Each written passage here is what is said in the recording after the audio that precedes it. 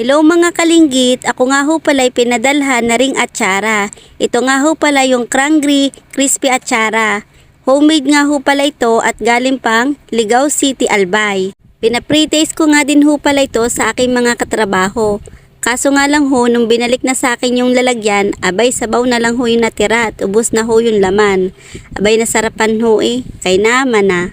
Pagdating ko nga ho pala din sa boarding house ay meron na nga ho palang lutong ulam ang kasama ko din.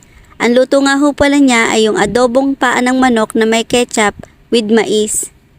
Tama-tama naman ho, yung kasama ko din sa boarding house ay meron din hong in-order na ring atsara.